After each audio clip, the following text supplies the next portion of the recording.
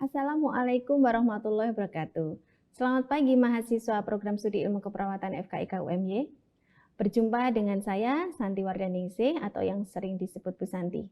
Pada kesempatan kali ini saya akan menyampaikan materi pertama di blog Falsafah dan Teori Keperawatan, yaitu tentang penggantar profesi keperawatan. Sebelum kita berlanjut ke materi yang selanjutnya, maka ketika kalian ditanya ya, atau alasan mengapa mahasiswa ingin menjadi perawat, ada beberapa alasan setidaknya ya, yaitu tidak diterima di jurusan lain, kemudian seringkali juga disuruh orang tua, atau karena punya keinginan untuk menolong orang lain, dan bisa juga mempunyai pengalaman berjumpa perawat ketika dia dirawat di rumah sakit. Namun sebelum kita membahas tentang profesi perawat itu, alangkah baiknya kita mengenal dulu tentang perkembangan sejarah perawat dan bagaimana nantinya hal tersebut bisa didefinisikan. Nah, ini ada beberapa sejarah tentang profesi keperawatan. Profesi perawat yang pertama kali adalah pada masa primitif, di mana perawat itu diberikan pada ibu dan bayi yang tidak berdaya. Kemudian perkembangan selanjutnya pada peradaban kuno, meyakinkan penyebab tentang penyakit didasarkan pada tahayul dan magis, dan juga perawatan orang sakit, dan dikaitkan dengan pemeliharaan kenyamanan fisik. Nah, itu yang sering disebut peradaban kuno. Kemudian perkembangan keperawatan modern ini diangkat pada zamannya oleh keperawatan, ini ada gambarnya ya, Florence Nightingale, yang mampu mengubah status perawat menjadi pekerjaan yang terhormat bagi perempuan. Nah, bagaimana perkembangan sejarah keperawatan di Indonesia?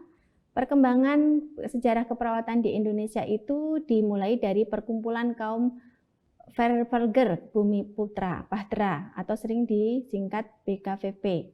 Kemudian pada tahun 1928 ada menjadi perkumpulan kaum Velgergen Indonesia atau PKFI.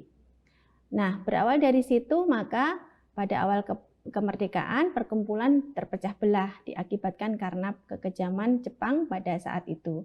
Nah, PPNI sendiri sebagai lembaga resmi atau Persatuan Perawat Nasional Indonesia berdiri pada tanggal 7 Maret 1974.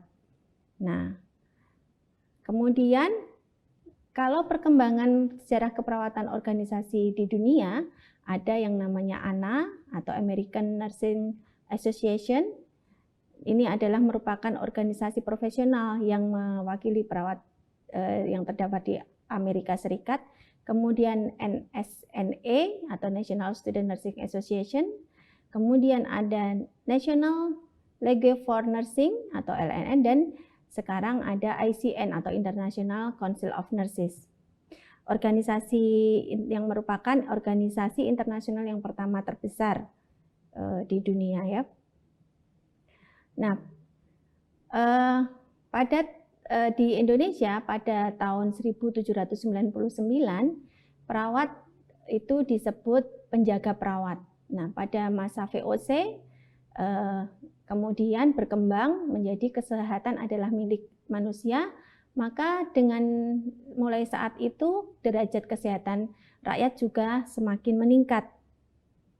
Ya.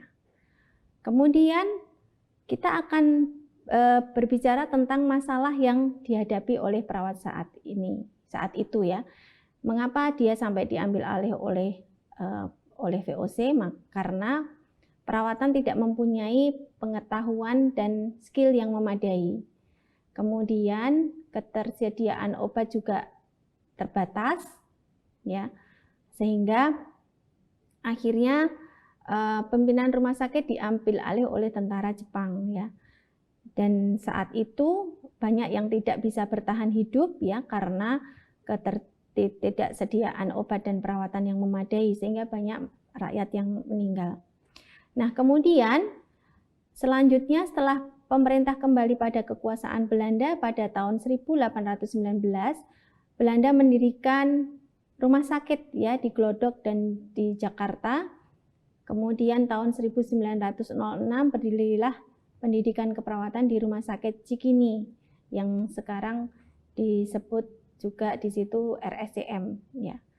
Kemudian akhirnya pada tahun 1942 sampai 1945 menyebabkan perkembangan perawat mengalami kemunduran kembali karena diambil alih oleh Jepang. Kemudian selanjutnya pada saat setelah kemerdekaan yaitu tahun 1949, pemerintah mulai membangun rumah sakit dan balai pengobatan. Nah, kemudian sekolah guru perawat mulai didirikan dan sekolah perawat yang sejajar dengan SMP atau kemudian berubah menjadi SMU yang sering kali disebut dulu disebut sekolah pendidikan keperawatan. Nah, selanjutnya sekolah profesional keperawatan mulai didirikan tahun 1962 oleh Departemen Kesehatan Republik Indonesia, yaitu Akademi Keperawatan yang berjenjang D3.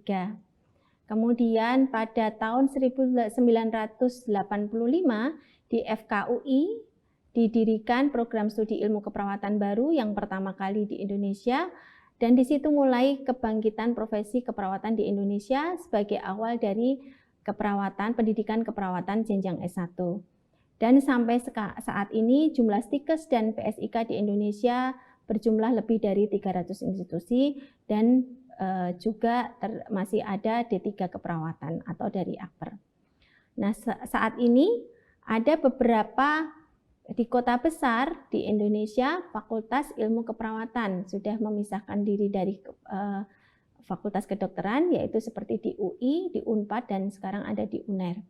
Kemudian selanjutnya, apakah perawat itu bisa sampai ke jenjang S3 dan S2 atau S3 bahkan menjadi profesor? Ya, saat ini ada sudah banyak sekali profesor keperawatan, ya.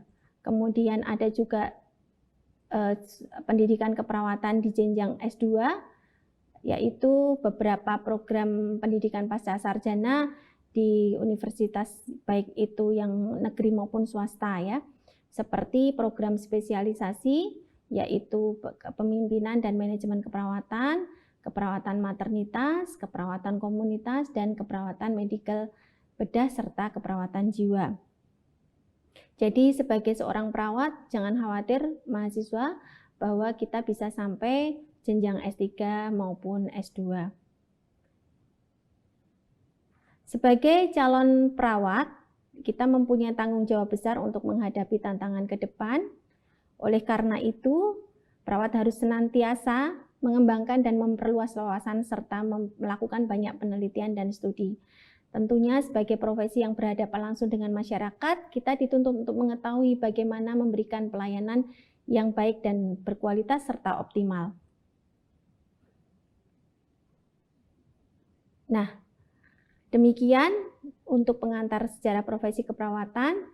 Selamat menjadi calon perawat profesional di PSIK FKIK UMY. Agar kita lebih banyak memahami dan mengenal lebih banyak tentang keperawatan, kita akan melanjutkan ke kuliah selanjutnya yaitu tentang perawat profesional. Terima kasih. Wabillahi taufiq wal hidayah. Assalamualaikum warahmatullahi wabarakatuh.